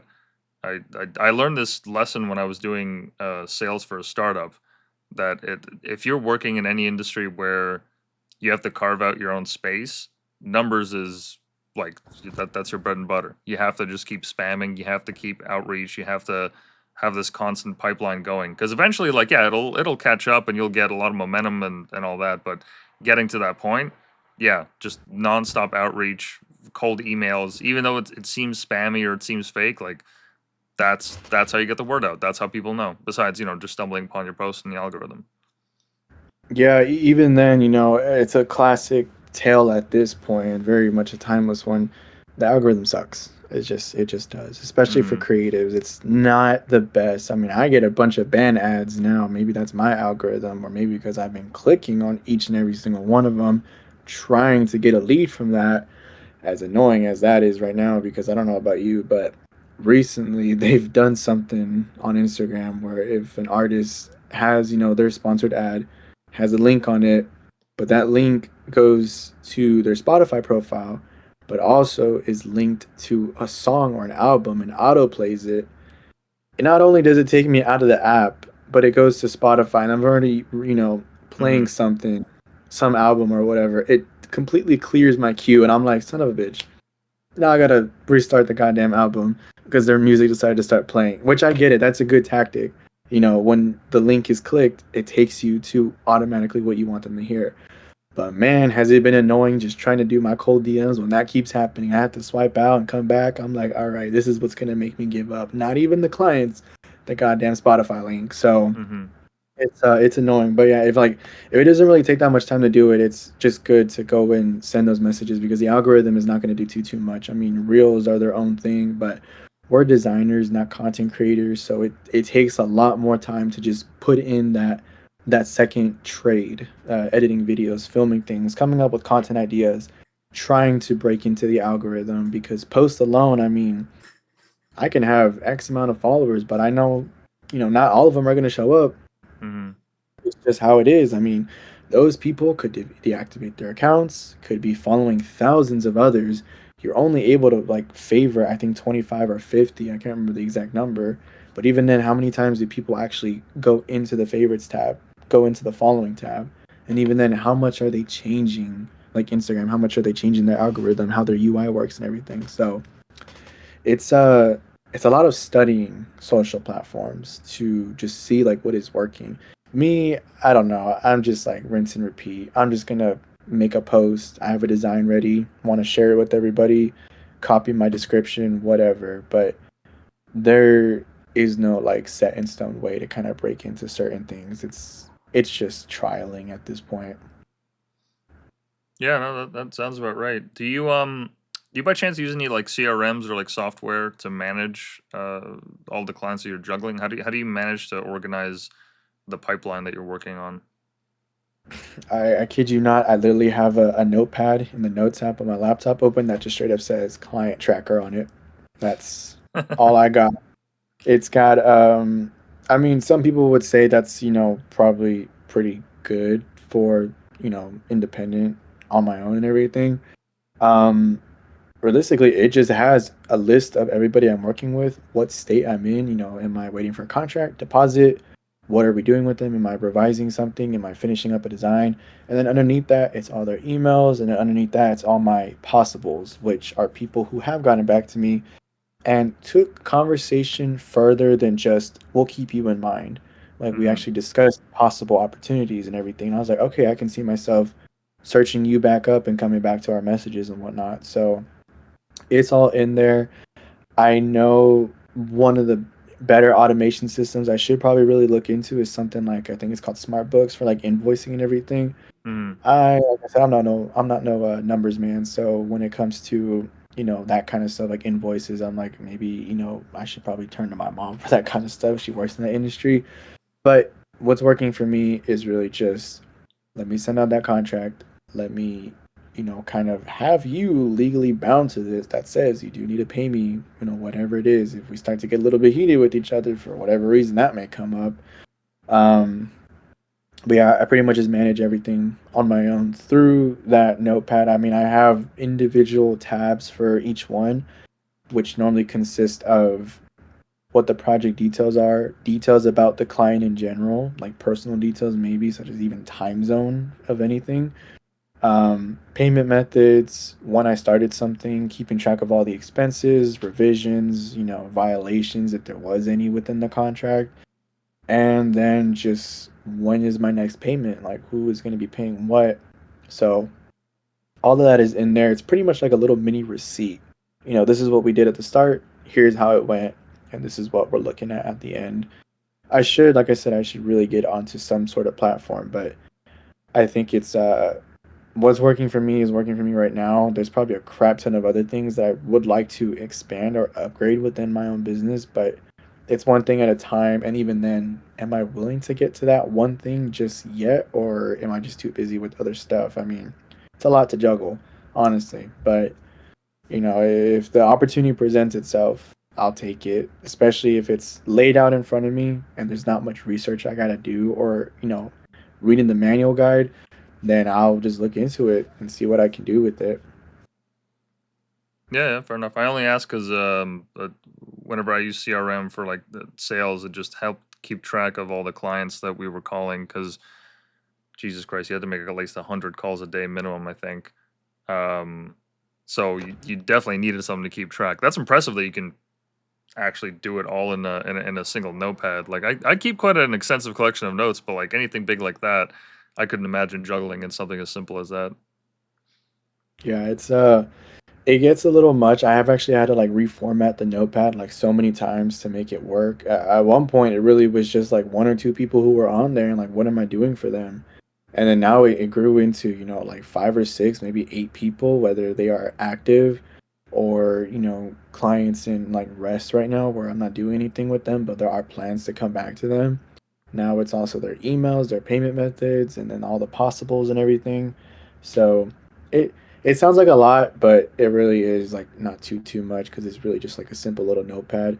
Granted, I do have like a lot others that are saved and everything, stuff for like, client trackers, the actual individual tabs per person, um, my cold outreach like template and everything, notes or content ideas, design ideas. There's a bunch that I have like pinned on the sidebar of my notes app and whatnot. But I found that it worked when I was starting out, and I was like, okay, this is good. This is good enough for me right now. Granted, I didn't know about CRMs back then, so I was just like, hey, I need something to organize this all, a spreadsheet or a notepad. Which will it be?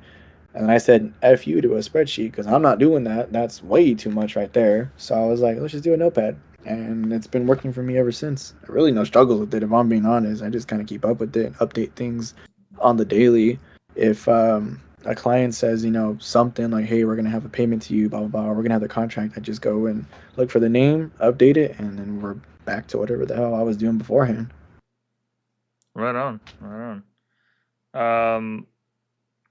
Now that billboard in New York, how did you come about that project? How did you actually manage to land that? So, like when that cover that was put on the billboard and everything, um, that guy, the client that reached out, Giuliano, he like on a random night I was on my Instagram, I saw the request come in, I chatted with him for a bit. It seems like we had a similar interest in music, or at least specific albums. Maybe I can't remember what they are right now, but they were definitely like more hidden gems, if anything, or at least hidden gems to me in terms of whoever that artist's fan base is and how much they listen to their older stuff. But we talked about it. We're able to agree on pricing. I was not hosting calls at that time. I was still kind of like getting my flame and everything. So we talked, got a project idea down. I did a sketch. I sent it over to him. He approved it. Then it was just looking for the right images, the right texturing, the right coloring. And then he approved it. He paid me everything for it. And I think it was either, I don't remember if it was an exact, not an exact, but if it was a year later or a couple months later, it just kind of depends on, whatever the timestamp is on that video in my gallery of him sending it to me. But out of the blue, I get a text that just like shows, what it was so low quality, like I said earlier, but I was like, what is that? And I connected the dots. I'm like, oh my God, that's a billboard. And it has his cover on it. He was obviously promoting his music, but, it was just through him that the work had gotten on there. I don't know how I would end up getting, me personally, how I would put myself on a billboard because it's like, what am I advertising? Just my services? I mean, that's about it. But you want to use those for cover arts or, apparel drops or something in that range. but it was really just, I guess, a side effect of the project itself. Months later or a year later, and he comes with me, in my messages saying, "Hey, I got this. Look at this." And I was like, "What is that?" And he was like, "Yeah, it's a billboard in New York. Like, I got your stuff on there, and we're promoting the track." And I was like, "Dude, that is sick as hell." Like I said, was never expecting something like that to happen. That was never a bucket list type of thing. But now I can say it happened. And sometimes when I'm introducing myself to like other people in front of classes or whatever, I just say it real quickly. Yeah, I've done this, done that, billboard, etc., etc. Some of them are like, hold on, rewind. You said what now? I'm like, yeah, some light, nothing too crazy. Oh yeah, there it is. Yeah, super super cool seeing that. I was like, what? Took me a second to realize, and I was like, what am I looking at? I think because the angle was throwing me off, like I could not see the streets. But then I was like, oh, I know what this is. Hold on.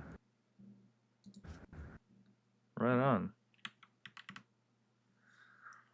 Yeah, it's a hell of an achievement. I mean, I was just thinking to myself, I'm like, I wonder if there's an ongoing list of all the people that have appeared on the billboard. I mean, I guess at this point, since it's such a popular place to just rent space, chances are if you're an artist and you just know enough people, eventually you'll get on there. Um, but still, a feat nonetheless. Yeah, I definitely feel like if you are able to reach out to the right people, and I mean, it seems like it's one of those that's a rinse and repeat type of thing. Whoever owns that billboard just wants to make money off of being able to promote whoever. So it's kind of like we're here for you, they're there for I guess vice versa too. It's just pay off the whatever it is, and it's on the billboard and everything. It's not like they're gonna shut you down or something unless you're probably promoting something that's not supposed to be on a Mm. billboard in front of thousands of people. So like you said, it's good to have connections, good to know who to reach out to for specific things, and then just seeing where it goes from there. And I mean, like for me, it was just a total surprise seeing it when he texted me that. I had to sit there for a second and really take it in and just kind of give myself a pat on the back for something so random but super, super crazy good happening out of nowhere. Yeah, no, as you said, that was more of not a matter of coincidence, but just a matter of how the situation planned out. It wasn't something that you actually pushed for initially. Do you have any aspirations in terms of where you want your designs to be featured, whether it is on a billboard or on a certain artist's drop or what have you? I would definitely say another like actual like big, big billboard where I think this time now I'm more involved in terms of in the project deliverable. It's like this is going to be one of our mediums. We need a big, big file because we're going to put it on, some sort of billboard in Hollywood or something The like that. sphere. That would be cool. Yeah, yeah, right. Just oh my god, I cannot imagine. I'd probably end up losing my laptop at that point. It's gonna overwhelm it. But yeah, like I would love to be on a billboard again, but this time it's part of the project. Like it's part of the final deliverables and everything, and it's one of the mediums that we're specifying. Um, I think something that I set a goal for as well, not this year, but just in general, because it was brought up in conversation with a client that, well, I say client, even though I haven't gotten a contract or a deposit from them just yet, but there is heavy talks of working with each other.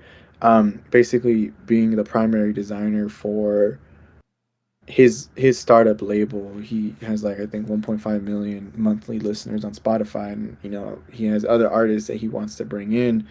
So for him, he mentioned like we'll do rinse and repeat covers for just DSPs, nothing that's physical. But if we do need to do physical, like we'll reach out to you and we'll coordinate like what size things need to be, what we need to print. So that got me thinking like, okay, well that counts as CDs and cassettes if some artists are still even doing that. But most importantly, vinyls. I would absolutely love maybe first like just to have my work for a vinyl, whether it was the actual vinyl itself, the front and back sleeve, or maybe the whole thing, like the creative direction for it in general. Either just in general having one done, or for a project I'm really proud of, or just someone that like I really like the stuff you're putting out. I would love to do some work for you.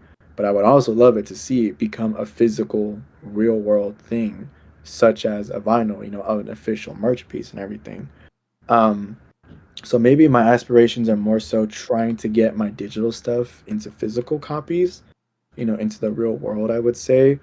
Whether it is merch pieces, apparel, posters, like physical prints, or even stationary things like the billboards or I guess items that are for sale, such as like the vinyls, the CDs, or whatever else an artist might need when it comes to physical media being sold.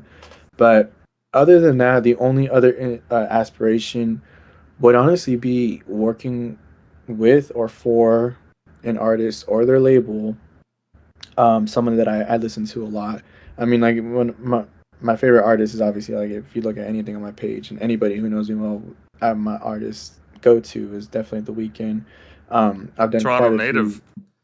Yeah, I've done quite a few concept pieces for him. There was a couple where some people thought they were official, and of course, there's a couple where they got stolen and resold on shirts. And there's actually my one of the posters I did for his movie.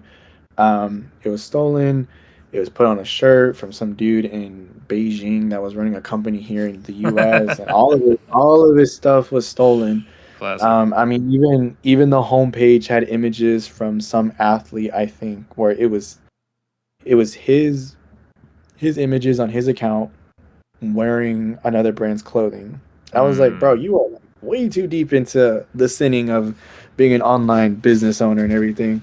So he yeah, he stole the shirt. I filed a DMCA, and that's when I was like really learning how to properly deal with this kind of stuff, reaching out to friends and consulting my best legal friend ChatGPT on a bunch of stuff, because surprisingly that thing gave me quite a good quite a good template to use for the email that I sent off, or how to deal with certain things, because to me it's a way better Google in some Hmm. instances, right?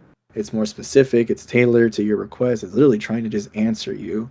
So that's pretty cool, but having to learn that and deal with it was such a pain. I mean, it was probably a month maybe worth of fighting this. I mean, it got taken down eventually, but he pushed back with I can't remember what it's called. Basically, he was trying to fight my takedown as if he owned it. I'm like, Okay. "Hello? Good luck. What are you like, you have the PSD? Do you have the source files? I don't Yeah, get that out of here." So, I responded back to like Shopify in general, but my biggest fear was that if I did not fight the fight back within 10 or 14 business days, the product would be back up, or they would have the option to put it back up. I think it wouldn't be automatically reinstated, but I was like, how is that fair to me? I'm the one getting, stolen from, but this person is able to make the claim that they own it. I provided evidence that it doesn't belong to them. Why were they even given that opportunity in the first place? Maybe it's an automated system that I know nothing about, but I was making calls left and right, because at the end of the day, I was, figuring out, oh, I can make some money off of this. Like, you stole from me. There's compensation involved. Hmm. So I was trying to request whatever I felt was like necessary for this low life to be able to even afford. And of course, because they're out of the states, it was just a hard process, even legally. Like, it was gonna be its own thing. And I remember my parents telling me, like, we applaud you for chasing this down as long as you have chased it down for, and reaching out to the people looking at certain resources, noting things down. But when are you going to call it quits? Because eventually it's going to consume you. It's going to be the only thing you're focused on. And I was like, I think I'll call it quits when I know there's nothing else to do. There's nothing else to look into. There's nothing else to chase down. When it's just all said and done, and this product is no longer officially going to be available by this person, and I know that they made profits off of it. I saw the goddamn shirt on Twitter in its physical form. I was like, dude, no way. Like, someone had ordered it, posted the screenshot of their order. One of my friends saw it, tagged me in it, and I was like, oh, that's real. Like, someone bought that shirt from somebody. So I messaged him, and that guy was not being helpful whatsoever. Didn't even want to give me no like details that I needed from him. It was so bad. Some other dude also bought it, And I was like, oh my God, what is happening? Like, this is happening faster than I would want it to. So I dealt with that for a long time. And just seeing the physical version of it, I was like, okay, there is proof that there were sales made. There was a profit that was gathered from this, Mm-hmm. 100%. So that was its own battle. Again, dude was in Beijing, so it's not like it's easy to track all this stuff down. They did not respond to any texts or emails I sent. Didn't make a profit off of that at all. No compensation whatsoever, and Shopify was of no help. I can't remember the exact reason, but whatever they told me was total and utter BS. I can remember that. Damn. Yeah, no, that sounds about right. I know for a fact there are all these bots that are just scouring the internet for designs on DeviantArt, Twitter, Instagram, what have you, ripping it and then putting it on a quick custom tee for like 10, 15 bucks, something like that. Yeah, Yeah, it's a constant it's thing you got to bad. worry about. Yeah, it's not the first time either. I don't know if it was before or after, but one of the designs you had pulled up, it was like a white background. It had three girls on it. It's from the band The Warning. Oh, that one right there. Yeah, so I'm a big fan of just posting stuff in high quality, which most of the time means I just post on like Twitter, which does offer high quality in the 4K option. Like, um, I posted that I think in its 16 by 20 form. I don't really like exporting anything lower than that because all the detail can just get lost. But when it got posted, I mean, I guess if you were to save it from Twitter, it would downscale it a little bit and it wouldn't really be in its full actual quality and whatnot.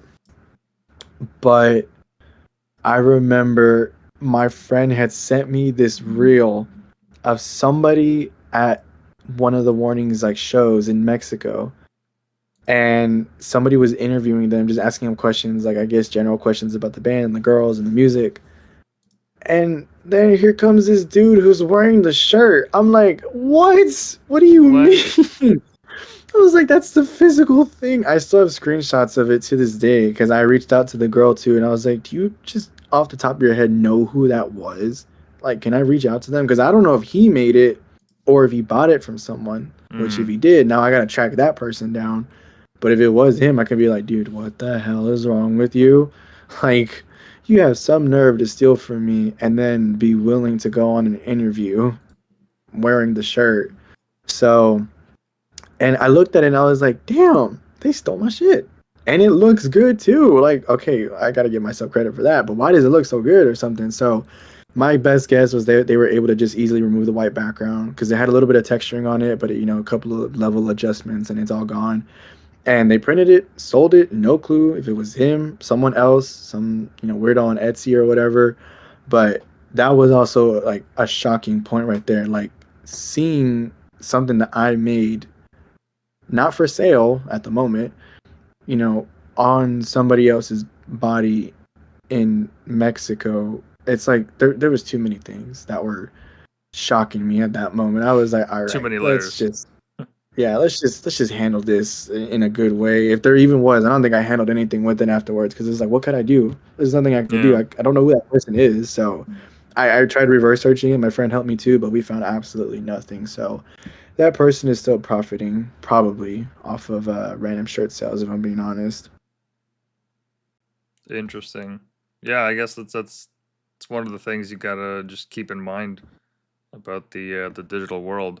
But listen, just want to let you know because I know that we started an hour late. We're at the 2 hour mark. I don't know if you wanted to cut it sooner.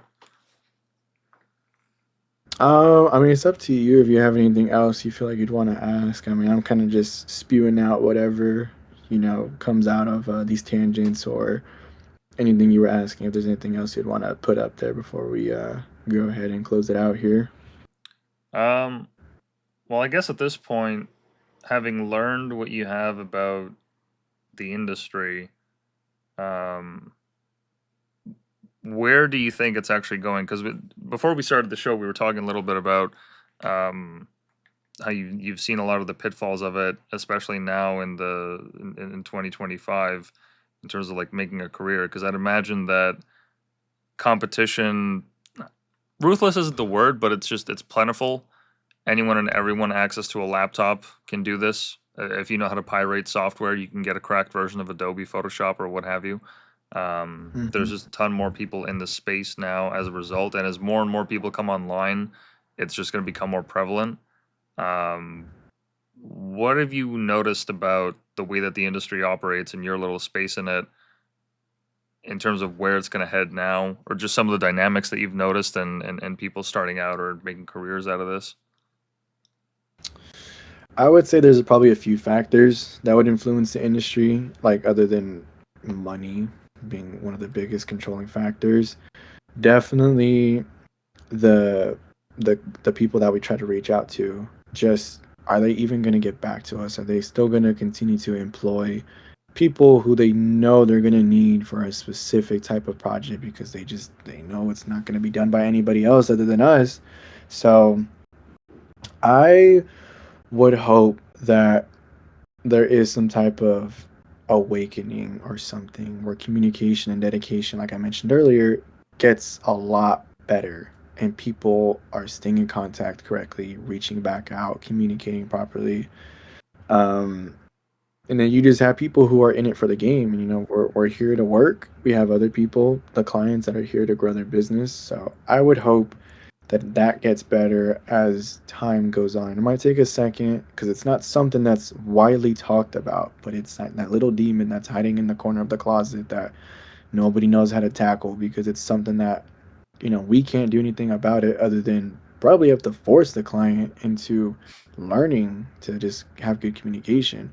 Whether it's a simple text or if it really does, I know it has before for some others, if it gets to like legal action being threatened, just because you didn't want to say a specific thing or whatever the case may have been, butterfly effect, one thing leads to another. It could get to that point, honestly. So I would hope that as the years go on, the industry kind of gets a little bit better when it comes to that.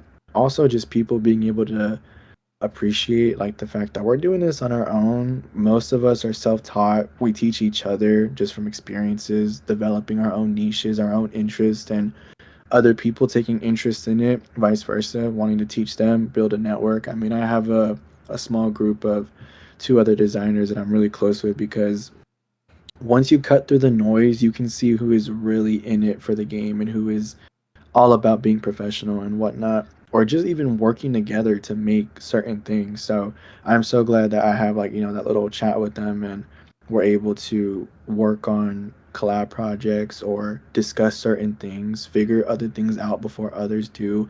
Meanwhile, we have our other group chats that it's just, random tomfoolery and whatnot.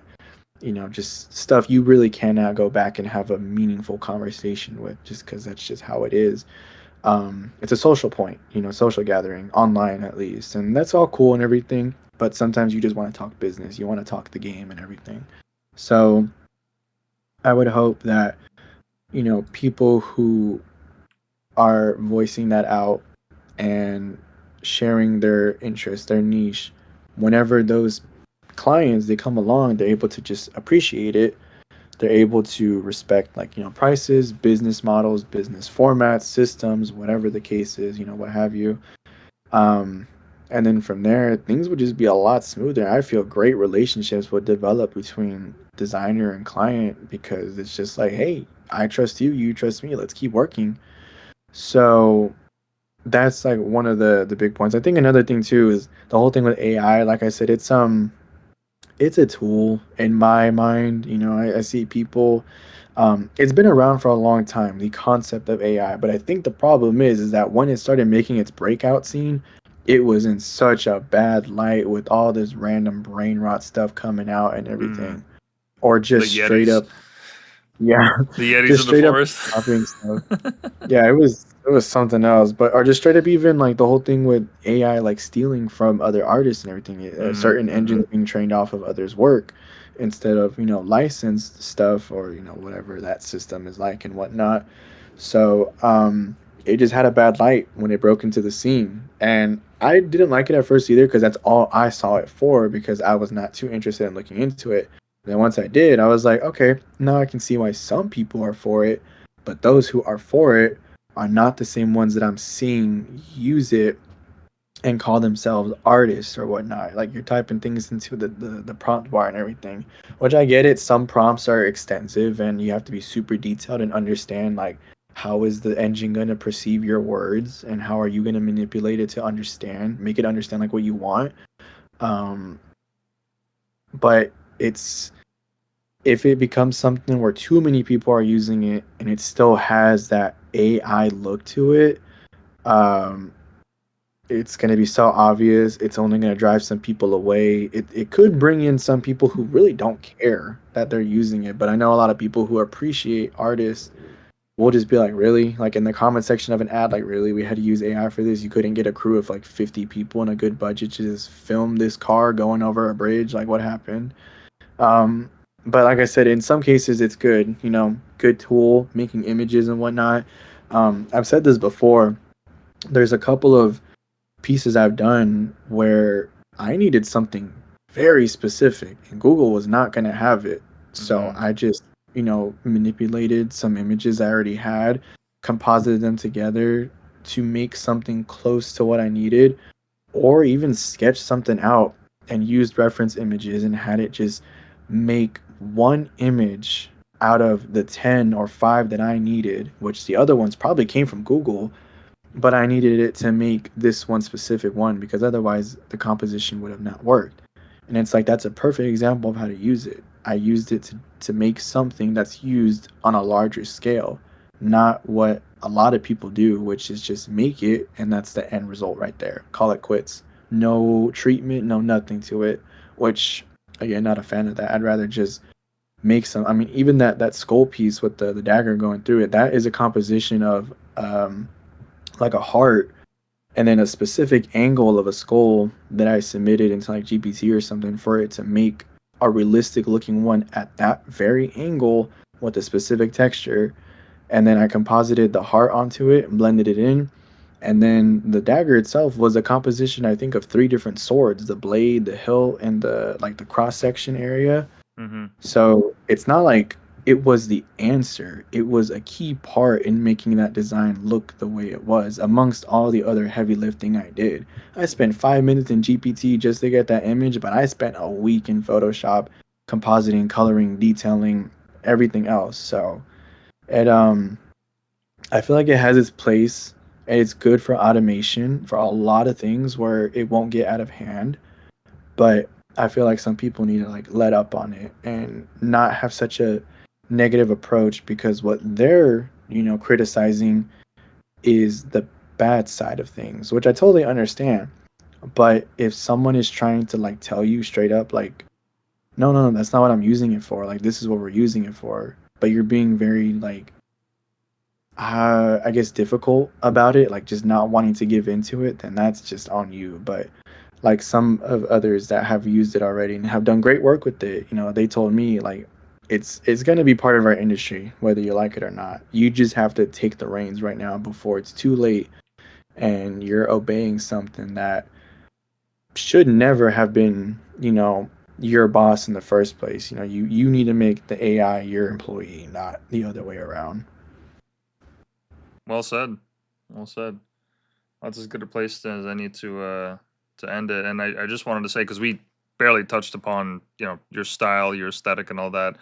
Uh, First of all, big fan. I love how raw it is, and like I said at the beginning of the episode, how a lot of people like yourself got their start making banner photos for like Twitter, YouTube, Instagram, what have you.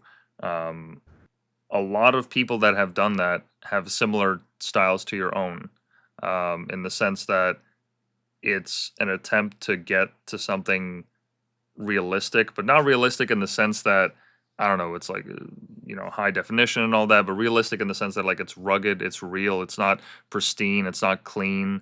There's a grunge element to it.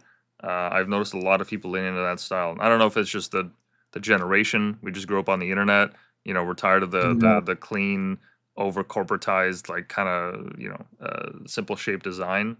But I've just Yeah. noticed that a lot of people in your space, at least the ones that I gravitate towards, they just have this edge to their approach to it that just makes it. I don't know. It's like you can feel the photo. It's got a texture to it.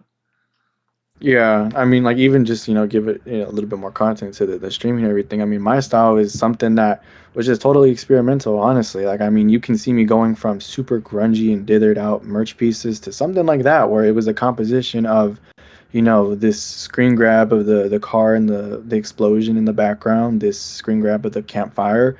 Jenna Ortega there playing Anima in the movie. That itself was its own struggle because when they were putting out the promotional posters for that, they had a bunch of text on them. So I spent hours on end for a lot of them, just trying to remove it, clean it up, and everything, make it seem like it was never there. And then the image of Abel there was a composition of the robe from another image and his face from another one that I had to fix up and trying to get rid of this uncanny valley effect. And even then, this is my first time experimenting with proper lighting, painting on shadows and highlights, coloring again.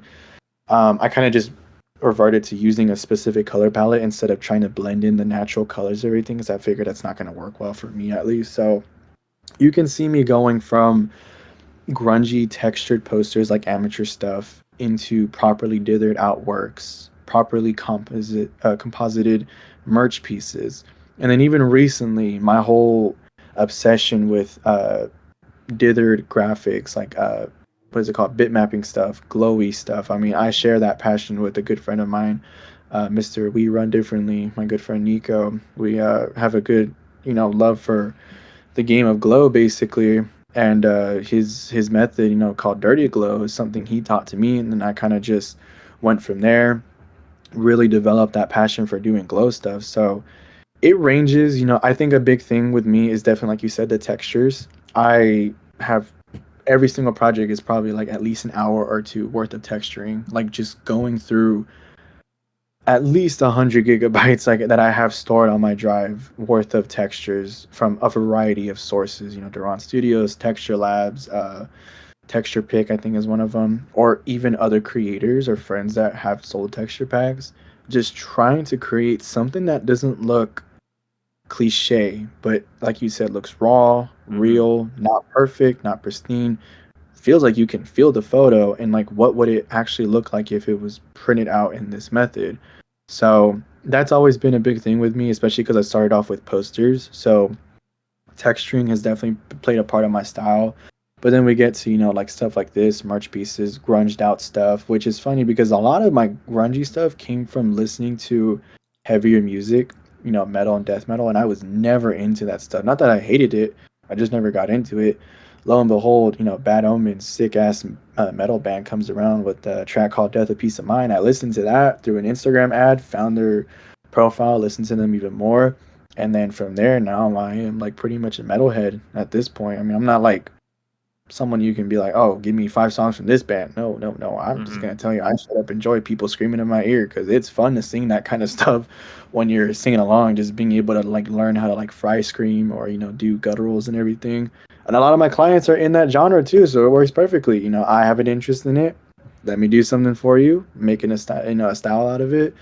Um, but yeah, a lot of it, like it came from that genre of music because music itself has inspired a lot of my works, wanting to do somebody's concept art or make a poster themed after lyrics or a specific track, an album, a project, something. So music has played a large part in how I have chosen to composite my works, how to approach my style, and then mixing things up. I mean, here it's a mix of my grunge aesthetic with my glowy aesthetic. So it's shifted, I would say. I don't think I've really left a lot of my styles behind in the past. I think they've just kind of sticked with me so I could utilize them on different projects per the client's request. But it really just started with just effing around and messing, effing around and finding out inside of Photoshop and seeing what happens if I press, this button, what does it do? And then from there, finding other artists in the same style, saving their works, learning, connecting with them, making a friend, a buddy, and then what do they have to offer? What do they want to share with me? What can I share with them? And then that's what creates, the style. And in some cases, if it goes overboard, it can become, too similar to each other. And now we just look like clones of each other. But I think you know I'm still developing new styles, trying to expand. Some One of the guys who commented on the post earlier, Tristal, love his work. I do not know how he comes up with these ideas for each poster, just random details, random layouts and whatnot. but that's something that I want to learn, is being able to just branch out from just simple compositions like that are super detailed. I want to go into something that's like a little bit heavier, more details here and there and whatnot. And I think that's where the part I'm at, or my journey right now, is just trying to expand, because eventually, and I don't think I'm there now, I want to be able to make something where someone could not be keeping up with my work too much, but can say that's Ruben's work, 100%. Like there's a lot of artists I know that could be like, I haven't seen this from them, I haven't seen them post it. Like if an artist, like a, not an actual artist like a graphic design, but like a musician, if they post something and it's their merch piece, and I go, I know exactly who made that merch piece, and that artist, that designer, has not posted it yet. And then when they do, I'm like, yep, that's how I don't know how I did it, but I figured out that it was them. I just recognized their style. So I want to get to that point. That is probably one of like the highest end goals possible, is to just be recognized right off the bat from my work through another source that is not me. I mean, that's about as good as it gets for an artist to be singular in definition and purpose. Yeah, I definitely feel like it. It's just how do you want to? It's almost like, how do you want to be remembered? Like, what is your legacy going to be at that Mm. point? So however long it takes to get to that point, we shall see. Maybe there are some people who can automatically detect if I have done something, what or whatever, if they really have been keeping up with me for the past few years and whatnot. Shout out everybody who has been liking my stuff since I started posting, even though I'm starting to think like, you guys are not tired of me yet. Like all I'm doing is posting these like little, you know, pollution messes I'm doing in Photoshop, just straight up putting stuff there and altering it. And you guys are still sticking around. Like that's pretty awesome. And even like reaching that point of student becomes like the teacher. I was looking up to all my mentors, all my inspirations and everything, and now I'm finding myself in a position where I can actually like teach some of this stuff to other people, or there are people asking me questions. So that's always cool, is like slowly realizing that there is a shift in the balance, and now I'm on, I'm in the position that others are in, but I was looking up to those people. And now even some of those people I am working with, I am acquainted with, friends with, which is just super, super awesome. Right on, right on, man. I'm glad to hear all that. So yeah, I really thank you for your time. It's been interesting to hear about your perspective from it, and it's nothing short of incredible, the fact that you've been able to start from the ground up with this, start of just basic high school project, and now you got a career out of it. I mean, mind you, university, once you finish that, it's not even something you're gonna have to worry about. You'll be able to lay on this no problem. But it's always just cool to talk to people that are self-made in a lot of ways, you know. Yeah, hearing their stories, their come ups. I mean, it's, oh, there's 8 billion of us. No stories are gonna be exactly the same. There might be similarities, but just hearing those slight differences is like, really, that's what got you here. Like that's really interesting. I like having those conversations with people, because it's just, it lets them be them, give me like, open book vibes and everything, which I totally appreciate, when someone can just be themselves, not try to put up a front, whatever it might be. Yeah, absolutely, absolutely. So yeah, people can find you at underscore Ruben underscore PSD. Linktree will have all the links there. We'll post in the episode description as well. Yeah, thank you, Ruben, for making the time. I appreciate you making the effort here. It's been a good time. I appreciate you reaching out to me. Honestly, I think this has been a wonderful conversation to have with you, man. Right on. Well, yeah, thank you guys for listening. We'll be on later next week with more interviews, so stay tuned for that. And yeah, we'll see you guys later.